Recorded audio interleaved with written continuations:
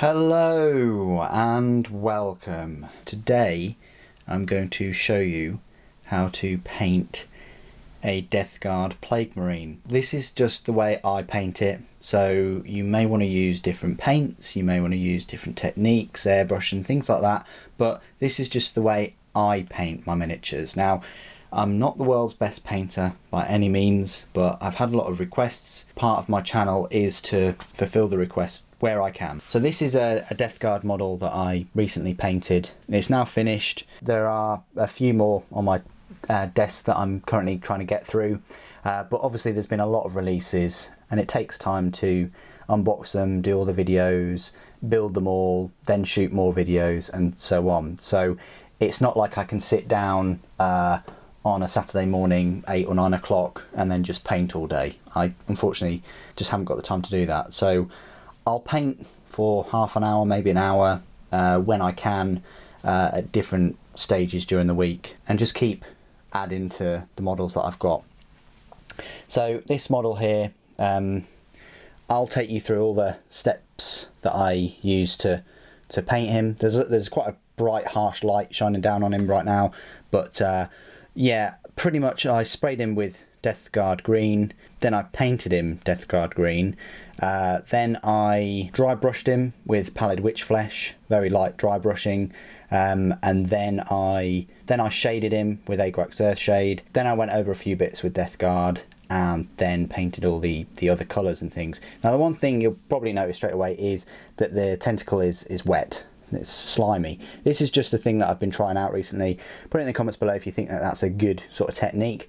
I thought it was, but typically shiny sort of gloss mixed with matte of the base model don't really work, but I think it sort of works with the tentacle, because tentacles are wet. Let's face it, they're moving about, they're writhing about, there's supposed to be some kind of wetness to them. So that's just the way I've done that. So what I'll do is I'll just go get a model and we'll start from scratch. So the main model I've chosen is this one from the Plague Brethren set.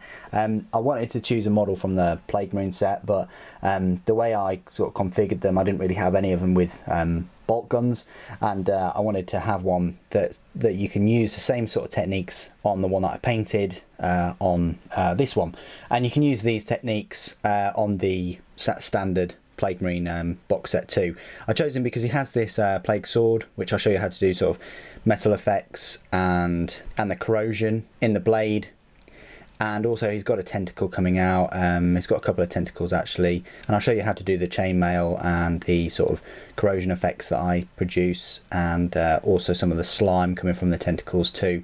The armour and the bolt gun and the wood, I'll show you how to do all those. The only thing sort of missing is sort of the bone effect that I've done on the other one, but I'll show you how to do the base as well. So I'll go through all the steps now. Like I said before, this is just my way of painting them. You know, you can swap out your colours, you can swap out your techniques. I'm my own worst enemy when it comes to painting though, because it takes me a long time. I'm never happy with any model, pretty much. There are always little bits and pieces that I can add to them, which can be a good thing, but you know, it can also be detrimental. So the first thing I'll do is I'll go away and spray the model with Death Guard green. So what I tend to do is brush off all the dust and things from filing the mould lines off, things like that. Then once that's done is I won't just spray one model at a time. I'll probably get 5 or 10 of them, and I'll spray them with this Death Guard green, and we'll come back when he's sprayed. Okay, so now that you've sprayed your miniatures with the Death Guard green spray, it's up to you. You can go ahead and dry brush your Pallid Witch Flesh all over the model, and then shade with Agrax Earthshade, or you can do what I do, which is I'll just give it another coat of Death Guard green, because it is a slightly different texture than the spray, and if you make any mistakes with your base colours, it just blends in better if you paint over this base, if that makes sense. So what I'm going to do now is paint all of my models, and you know, the main model that we're working on with a base coat of Death Guard green. It also means that you can clean up any gaps and crevices that you may have missed during spraying. So I'll do that now, and then we'll go on to the dry brush. Okay, so I've already kind of based the model in question that we're working on, but it wouldn't really be much of a paint guide if I didn't sort of show you me painting. If I just said, okay, well here's the model, I've painted one colour and then skip to the next scene. Oh, I've finished that colour. Okay, well this one has been sprayed, just an example. So what I'll do is I'll just zoom in slightly and give you a better view. So what I'll do is I'll take a bit of paint. Sometimes I'll use the palette for when I'm doing detail and things, but if it's just like, you know, a base coat, I'll dip it in a bit of water and then just sort of lather it on. Not going crazy, just make sure it doesn't run, make sure you've got an even layer. The dry brushing and the shading will sort of get rid of any sort of marks you may have, but there's no sort of, I mean, yeah, there is a wrong way of doing this, you know, by sort of scooping up a huge amount and then just splodging it and leaving it. So as long as you sort of are quite sensible and even, if you add too much water, then you're going to get quite a light coat. But if you add too much paint, then you're going to get a whopping great big dollop. You know, with the amount that I'm putting on, it's not really getting rid of any of the detail, and that detail will be picked out with the pallid witch flesh in a little while. Yeah, so just getting in all the nooks and crannies. If you want to know sort of what brush I'm using for this, it is a Winsor & Newton Series 6.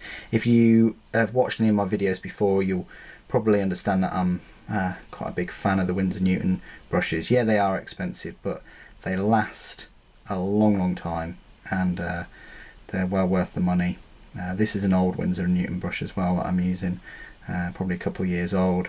Something I could never get away with Games Workshop brushes. Sorry Games Workshop, but you know, for some reason they always used to split on me. Or so yeah, you're just getting in all the nooks and crannies, just going over a few places, just to make sure you got that even coat, no sort of brush lines happening. Even if you go over some of the metal and the sort of bronze Balthazar gold bits that we're going to paint, doesn't really make a huge amount of difference at this stage, because we're going to be painting over them.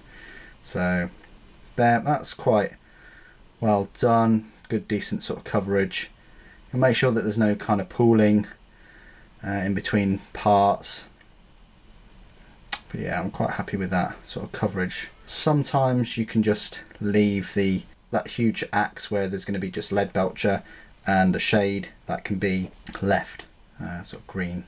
You don't need to really paint that with this base. So some of the big areas, it'd just be a bit of a waste of paint if you put this on it, because it's going to be painted with a different base colour, the lead belcher, and it's going to be shaded as well. So quite happy with that sort of coverage and things. So I'll leave them to dry. This one is currently drying right now. Before you dry brush, I would really leave them a good while. We're talking probably a couple of hours. Even if it looks a little bit wet, like just in there, that's looking a little bit wet. I mean, this has only been left probably about 10 minutes, but even after an hour or two, you're still unsure, just leave it. Do something else, paint something else, build something else. It's not worth the risk of messing up your dry brushing with the witch flesh, because I think you'll agree the result you get with dry brushing it and then shading it is just fantastic. And if you were to dry brush and there was a little bit of wet green paint, then you're going to mix the green with the white. You might not notice it, you might put it in your pot again, you're going to contaminate your pallid witch flesh pot.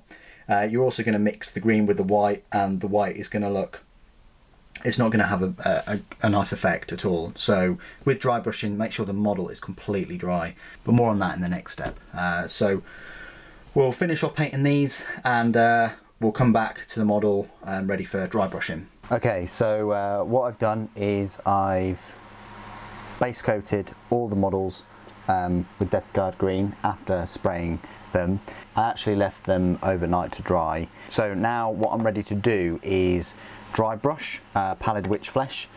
which is this one here. So I obviously give the paints a really good shake, and the brush I use is this one right here, which is it's actually a Citadel medium dry brush. I think it's just the right size for, you know, a little miniature. If you've got a tank or a larger model like a Dreadnought or something, then maybe you want to use the large dry brush. But what I do, get a bit of tissue. You can use kitchen roll if you want, but probably ultra absorbent is probably the best. Then you want to make sure that your brush is dry. You don't want to be dipping your brush in your water pot or anything like that at the moment. So make sure it's very, very dry. You've shaped your paint up.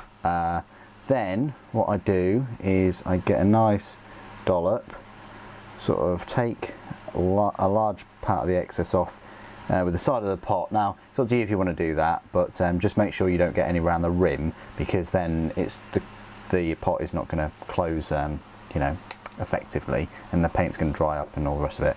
Then what I do, and it seems like a fair bit of waste of paint, but I then just try and get as much of that off as possible, just going from right to left as much as I can until I can barely see it. And what you can do is you can sort of test on your finger maybe now and again, but there's hardly any on there. So what I try to do is I always, for some reason, just use the back of the model, so an area where you're not going to see, just as like the test bed. So there's an okay amount of paint still on there, but that's fine, it's going to darken up anyway. And what I do is I drop the model, obviously all the time, you see my videos. I just dry brush all of the model with this pallid witch flesh, every bit, even the parts that you are going to be painting metal anyway, is, you know, you might as well just do the whole thing. Even the bronze parts, every which way you can think of, I will just dry brush the whole model. Basically this is going to pick up all the raised surfaces.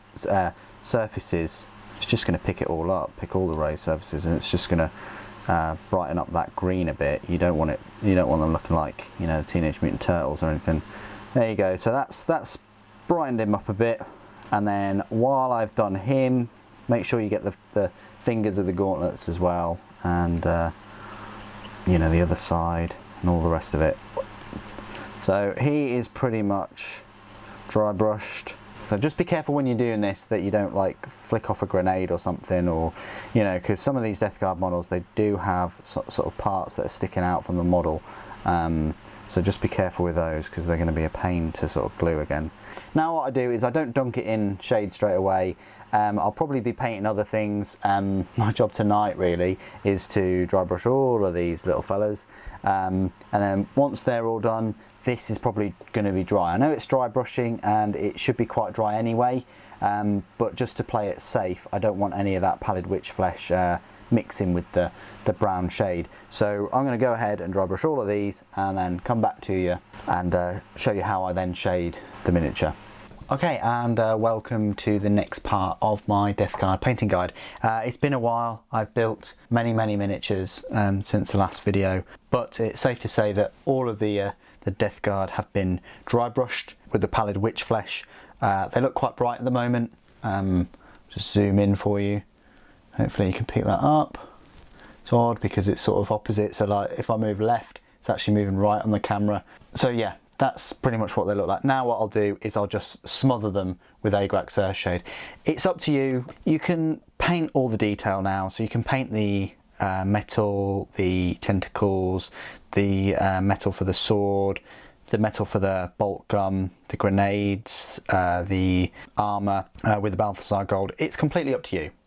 This is just the way I do it, and this is just how I've achieved a model that looks like that. So if you want to follow the steps and get a model that looks like that, then yeah, follow the steps. But if you want to tweak it, it's up to you. That's the beauty of this hobby. You can just change bits and pieces, adopt new skills, adapt your technique, and all kinds of things. What I'll do now in this process is just smother it with Agrax Earthshade, being careful not to have any of the painted models anywhere sort of near it, because sometimes it can just spill over and go everywhere. And what I mean by that is if you're sort of flicking the shade away, then it can sort of spill over on places, as you can probably see from my desk. Anyway, so this is what I do. I'll just dunk that in there, and I'll just absolutely smother it. Better to put too much on than too little, but just work it around the model, the complete model. Don't be shy. I even put it over the parts that I'm going to be painting metal, just to get a nice coverage. Just keep an eye on it, make sure it doesn't pull too much. If I left it like that, that would be pretty bad. So I just smooth it out a little bit. Even on this metal sword, look, I'll do that. But the main thing is you get it in the armour, the sort of crevices of the armour. But yeah, don't be shy, but also don't go sort of overboard. Like I went a little bit overboard just then, but just smooth it out. Make sure you get like a kind of even coat. Yeah, so you'll be able to see if you put on too much or too little. Yeah, you can probably just see that a little bit of brown shade washed up on me there. So that just goes to show you the blast radius of this painting technique. All the nooks and crannies, and it just really dulls it down. Make sure you get it in these kind of like pitted parts of the armour. You've got to be quick though, because you don't want to be touching the shade as it's drying, because that will smudge it and it'll be difficult to replicate your effect again. Just make sure that there's no sort of major pooling issues in places, especially where you're going to be painting other colours. That's looking pretty good. So yeah, I'm quite happy with that. Shade wise, yes, I will be painting other colours and things like the Balthasar gold and that, but yeah, quite happy with that. So now what I'll do is I will just go away and do it for the rest of the models. And that means that if you've got a conveyor belt of models that you're painting, this one will be dry hopefully it'll be dry by the time you get to the end one, and then you should be able to start painting all the details. And then we'll shade those details and highlight them, and I'll show you all the other colours and things that I use. So that shade is sort of done. Okay, so now that all the Agrax Earthshade shade has dried, completely dried, like I left it like a day or so, now is the time for painting on all the sort of details. Here's one that I've started to paint some of the details on. So for some reason I just started with the sort of bronzy colour, which is Balthasar gold. But what I'll do first with this model is actually paint all the tentacles and things. So I'll use my number 4 brush, a little bit of water. Now for the tentacles and stuff, what I use is Bugman's Glow. So then give that a good little shake, and it's up to you. You can manage the paint on a palette if you wish, so what I'll do is just grab a bit, add a bit of water, and so I'll put a little bit on the palette, and then what I'll do is I'll just paint the tentacles themselves. Probably best for me to just zoom in at this point. So nice sort of layer. You can always go back and add a second coat if you wish. Luckily this model doesn't have that many tentacles. You just got the front bit, you've got this sort of flesh piping here, you've got a little bit of flesh on the back, and the death's head, which is what I always will paint Bugman's Glow anyway. So not too many bits of sort of tentacles or flesh colour.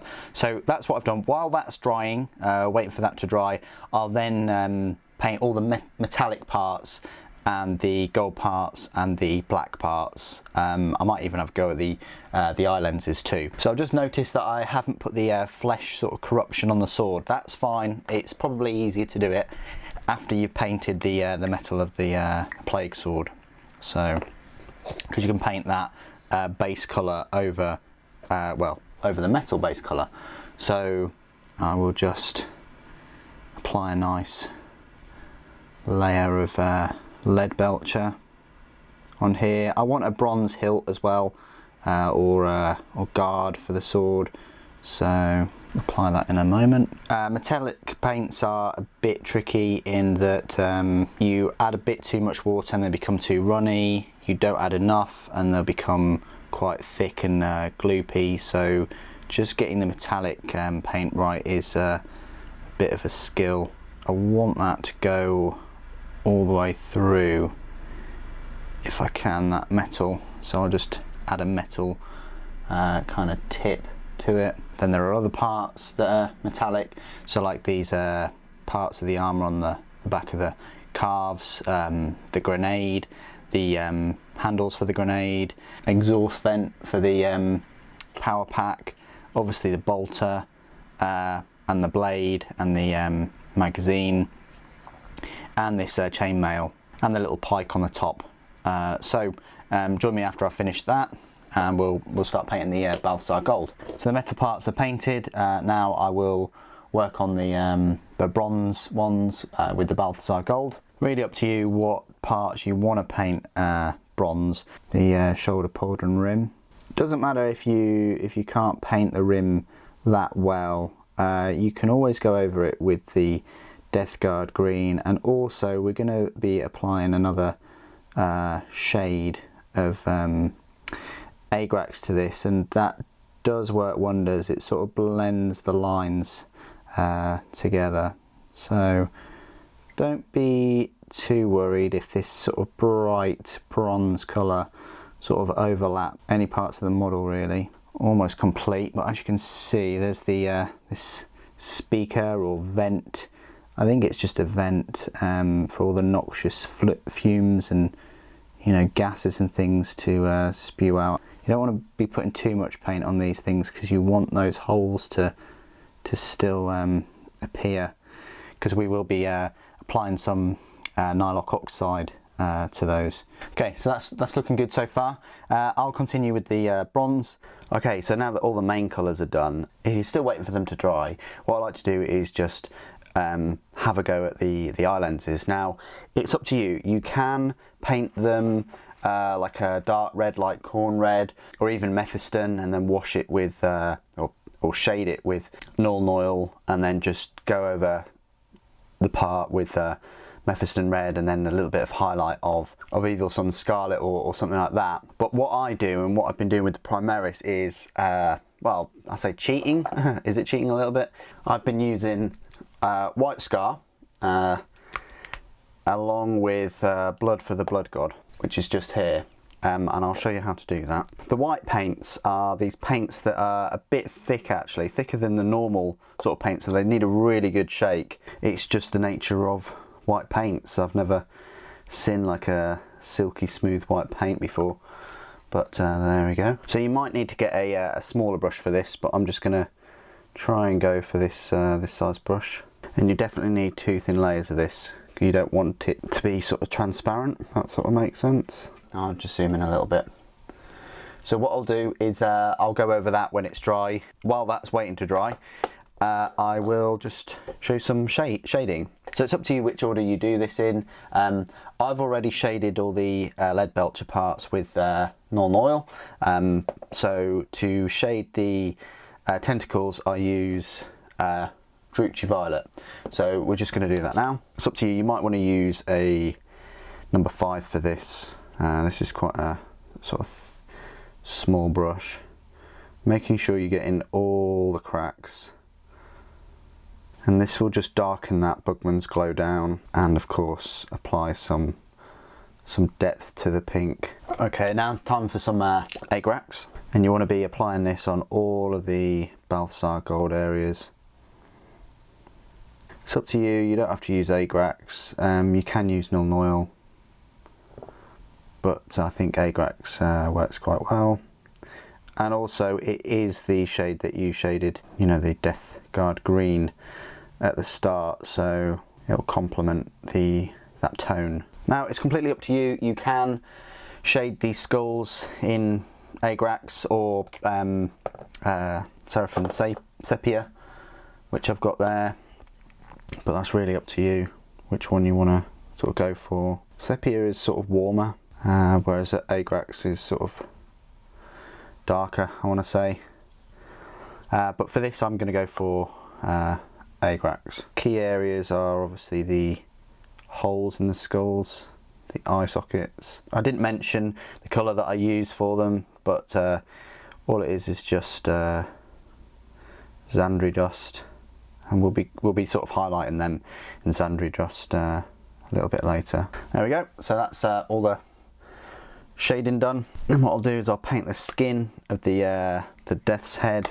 I normally would paint sort of flesh on top of Bugman's Glow. Doesn't matter if you get some of it on the hair's going to be black anyway. So, and Cadian is definitely a paint that you'll need 2 coats of. Now the cloth for the gun, I actually want to do it in sort of a mucky white, so I'm going to go for Racar Flesh rather than black. In others I have used black, but I'm going to go for Racar Flesh for the colouring for this, and then I'm going to wash it.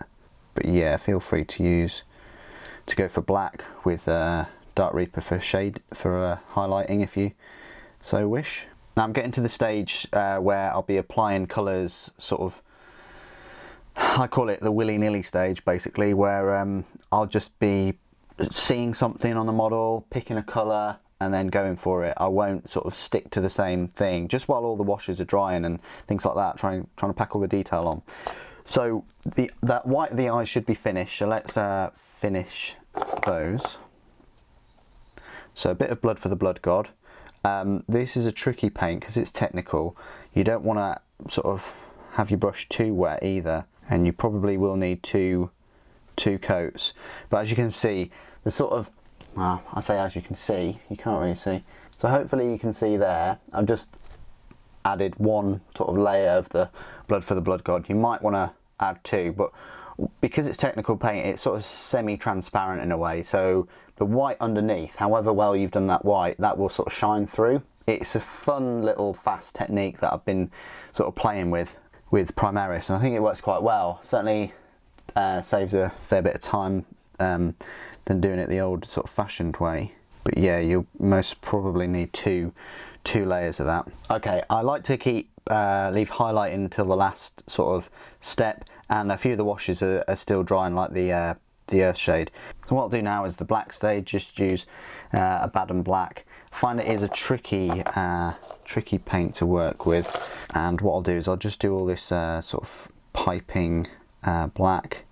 Got to be so careful with it. Okay, the next stage I will go through will be just the brown. There's not much brown, but on say like a previous model, sometimes there's a little bit of brown on the grip for the wood. They just makeshift their weapons and repair them in the field. So and on this particular model, there's some wood just on the top there, and for that I'll just use Rhinox hide.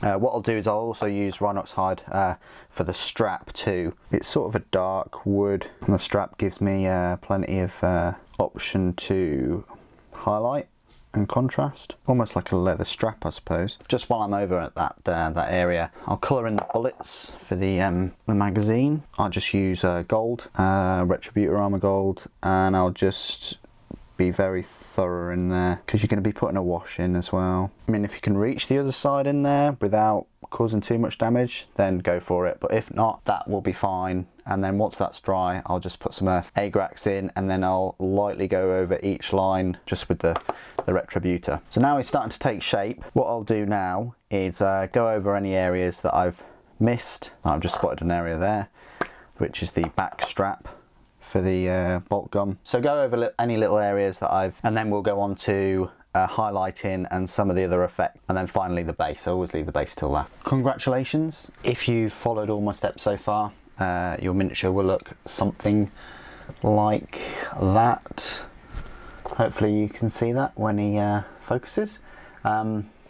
So all the base colours are on, all the shading is done. You've probably gone over some of the parts that you've made mistakes on with your Death Guard, or even your Balthazar Gold, or even your Lead Belcher. So that's all the base colours on, all the shading done, all the sort of tidying up done. So the next stage is all the layering, the effects like the technical paints, and then the base. And I'll go through all of those steps right now. So the first thing I like to do is, well, one or two things. You can either put the detail or the highlighting on the tentacles, or you can do it on the the sort of brass colour. It's really up to you. Keep with my original sort of plan, which is just to highlight some of the areas of the brass on the model. Sorry about the lighting there, but yeah, I will highlight all of the bronze areas and the tentacles. Now with the tentacles, I'll just go over them with Bookman's Glow, and then it's up to you if you want to put a very fine sort of highlight of pink horror. It's completely up to you. Right, we have light again, and then in terms of all the metallic, I will typically highlight with the lead belcher, and then I will use the Room Fang steel on some of the parts. With the brown, I've been highlighting with Gawthor brown, which is a nice sort of woody sort of colour. So yeah, join me in the next part and I will have highlighted the model and we'll look at all the technical paints and things that we can use. Oh, on the black, for the tubing and the gun, I might use Dark Reaper, or I might just use Skaven Blight Dinge, one of those two I'll use. Okay, so after you've cleared up the whole model, give you a little bit of a zoom in. Oh, there we go.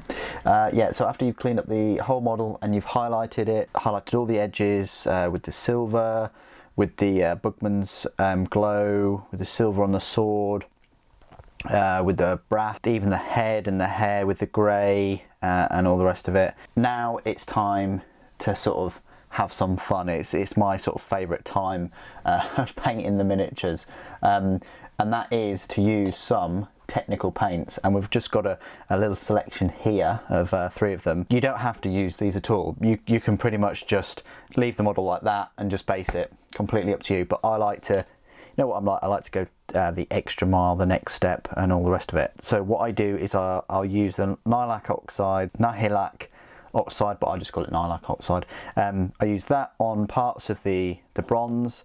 I use the Nurgle's Rot, which is a new thing I'm doing. I'm still sort of testing it out on all the tentacles to make them look a little bit greeny and slimy, because it's a technical paint, but it's got some hard coat in it, I think. And then Riser Rust just on the chainmail. It's a new thing I'm doing. I'm not doing it for all of the chainmail, but I think it does look quite effective, sort of, you know, on this model that I have been painting. I think it looks quite effective in places if used right. So yeah, anyway, what I'll do is I'll just show you that in action now. So the Nihilakh oxide, give it a really good shake, because it's one of these paints that you don't really use that often, and it's really important to give it a good shake, because otherwise it gets really, it separates quite easily, and you don't want that. It's better to use more than a little with this as well, because it just gives you like a sort of a better sort of effect if you use more, especially so in all the like the crevices and things, you know, where you would get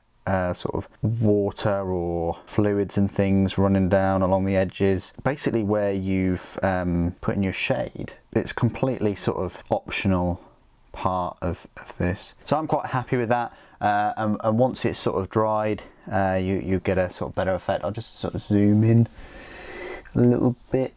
There we go. Oh. So yeah, hopefully you can see that. I mean, I might need to put a little bit more sort of there, running down there a little bit, but you get sort of like the idea of where this is kind of going. And the next step that I like to do now and again is just a little bit of this dry Riser Rust. It looks really orange. It's probably one of my favourite sort of looking paints, but it's a dry paint, and I just sort of like to dot some rust in sort of select places. There'll probably be some more rust on the bottom of the chainmail maybe, or specifically around the tentacle sort of area, and that's probably about enough. Really, you don't want to go too overboard, and that's all I really do with the rust sort of effect there. I don't put it on any of the valves or anything like that. And finally, the last thing that I've been trialing is this Nurgle's Rot.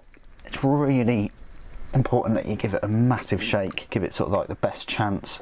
And what I've been doing with this is just putting it on all the tentacle parts. It gives like a green sort of effect. It does go over your highlighting, but I sort of think it really works because it's sort of like slime slimy, but you can still see your highlighting underneath it. You've got to be so careful not to get it on the armour. Normally I sort of try and keep away from shiny parts of a model, or, you know, hard coat and stuff, sort of varnish kind of effect, because I think there's just too much contrast. I think for these slimy tentacles and things, I think it's really worked. But it's up to you. You don't have to make your tentacles, you know, as slimy and as wet as mine. And I mean, it's up to you. You can also use some typhus corrosion if you really want. It's a bit bitty and it'll add a bit of texture to the edges of the swords, and, you know, to the bottom parts of the model and like the feet and stuff, if you really want to. But that's another technical paint that you could use in the process. And there you go. That is the model, sort of pretty much complete. Just got to do the base now, and I'll show you that right now. So it's completely up to you what sort of base you want to do. You know, you can do like a Grelin Earth here, or a Grelin Badlands, whatever you want to do. The texture paints are pretty good actually. This Grelin Earth will give you like a crackle. It's a crackle paint basically. So as it dries, the more you put on, as it dries, it'll create some random cracks in the earth effect. It's really quite fascinating actually. Because these are Nurgle, because these are on hostile worlds, I don't really want them on like a barren wasteland where any old space marine can go and things. I wanted them on like a muddy, sort of grimy world. So what I've done is I've just used this, which is Armageddon dust, and I've just applied that onto the base, let it dry. I mean, I've done one over there that will take ages to dry. Then I've shaded it with Agrax. Then I've lightly dry brushed it with, I think it was Shabti bone actually, and then I've just applied a little bit of grass. So, but it's up to you. You can do your base you know, you can do a snowy base, that would look quite cool. The base, I wanted it brown to sort of fit with the sort of dark greens and purples and stuff of the model. So what I'll do is I'll just show you how you apply that to this model. I typically use, I've got an old brush here, old Citadel brush, and the texture little tool, the little scooper, and the way I would apply this, what happens quite conveniently is there's a load on the lid then. It's texture paint, so you know, you're fine doing this, and I'll just grab a huge lump, splodge it on there, and you've got to be so careful not to get it on the model because it's sort of coloured, so just be very careful. It's alright that there's a lot on there, but yeah, be very careful. Change to my old brush, get a little bit on there just to introduce it to the texture paint, and then sort of work it up to the edge of the feet, and we'll wait for that to dry. It can take many hours, so I'll obviously be painting the other models while that's drying. Okay, the miniature is almost complete. What we've done is we've put some texture Armageddon dust on the base of the model. We've let that dry. We've painted it with Steel Legion drab, this one. Then we've let that dry. We've applied a shade of Agrax. We've let that dry. Then we've dry brushed it with Ubshabti bone. Then we've gone around the rim with Steel Legion, just a little bit of a tidy up.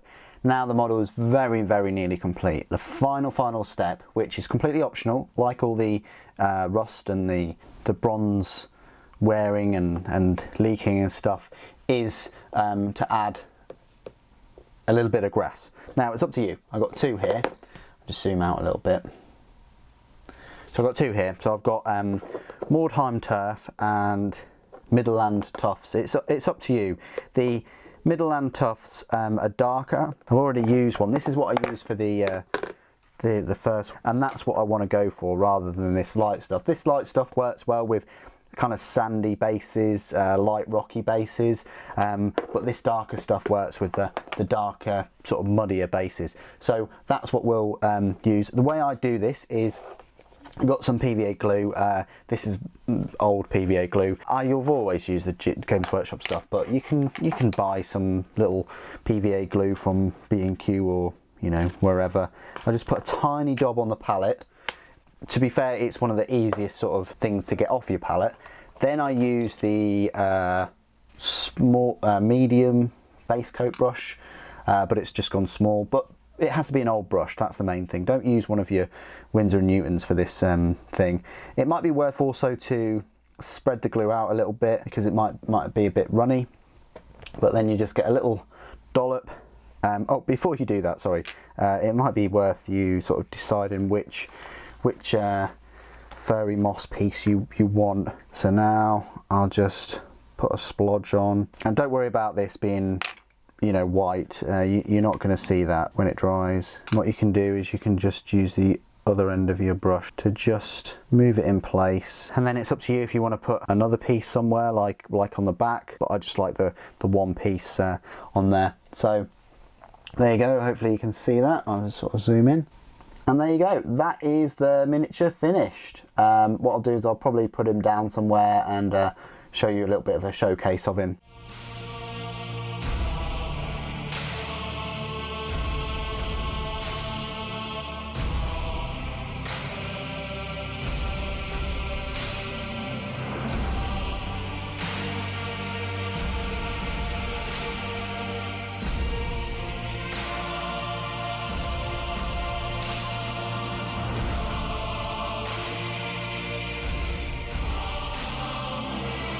Okay, there you have it, my first ever painting guide for this Death Guard Plague Marine. What do you guys think? Would you like to see more of these in the future? Please put it in the comments below.